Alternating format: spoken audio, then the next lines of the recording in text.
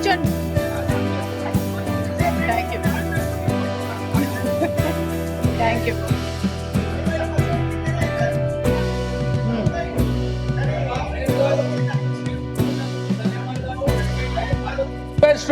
Agenda పూర్తి చేయండి. ఒకవేళ ఇవాళ అజెండా పూర్తి కాకుంటే రేపు కూడా కంటిన్యూ చేయండి. ఆ గుడ్ విల్ మీకు వస్తుంది. మేము ధన్యవాదాలు.